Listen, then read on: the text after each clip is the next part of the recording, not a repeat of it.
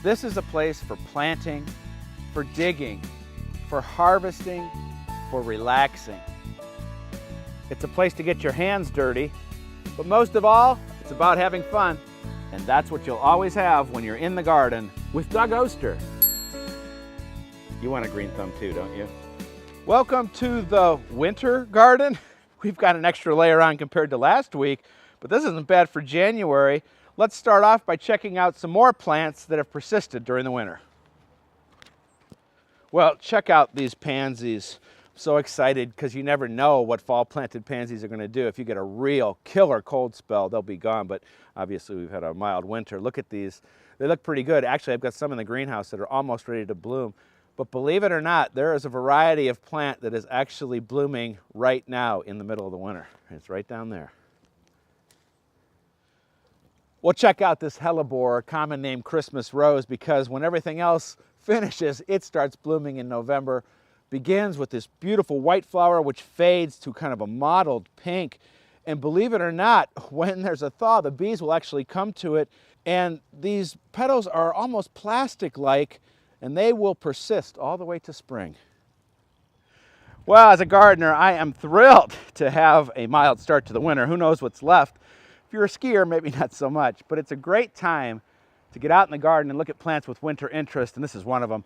Peptic odium, yes, we grow it for its beautiful white fall flowers, but in the winter, it's a star with this tan exfoliating bark. And I have one more plant to show you. We've seen it before, but it is in its winter glory. Well, from now until eternity, anyone who visits the garden is going to have to hear, I only spent $50 for this Japanese maple. Just look at it. It is a stunner, and if you're looking for a small tree with bold interest, a Japanese maple might be something for you. There's lots of different varieties with great colors in it like this one. Now we're going to deal with our friend, the mole. You know, sometimes it's a good thing to complain to your boss. We were talking, and I said, I just don't know what to do during the winter, what I'm going to do this week for the video, and she said, do something on moles. My lawn is completely covered. And I'm hearing that a lot from other gardeners. This is when we see moles. A lot of times it'll be under snow cover when we have it. And they'll be making these tunnels all underneath there and softening up the earth. And you know, moles are actually a good thing for the garden. They aerate the soil, they eat grubs, and they leave a little bit of fertilizer behind. It's just when they're out in your lawn where you can't stand what it looks like, you've got to deal with them. And I wanted to deal with them, of course, organically, and I've been looking at lots of different products, and I got this from Best Feeds. It's called Mole Scram, and it has lots of natural products in here that will deter the mole, that will move it out of the area, and that's the trick to using this, is applying it the right way. This Mole Scram has 3 basic active ingredients: castor oil, nobody likes castor oil, citronella oil, and garlic oil, and most importantly, the moles can't stand it. Now let's say we had mole tunnels all along here. We don't want to force the moles that way. We want to force them that way and down to the neighbors. And so what we're going to do is set up a barrier up at the top of this garden bed, leave it there for a day, and then work down the next day and the next day till we force the moles that way. Here we start on day 1, day 2, and we're finishing up on day number 3. And look, I didn't even change my clothes. All right, we've repelled our moles. Let's finish up.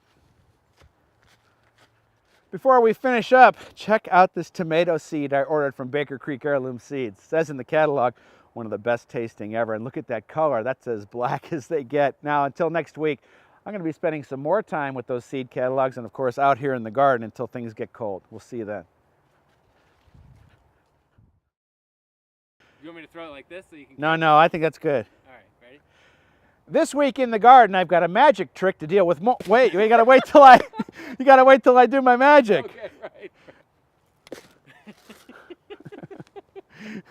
This week in the garden, I've got a magic trick to deal with moles, and then. This week in the garden, I've got a magic trick to deal with moles.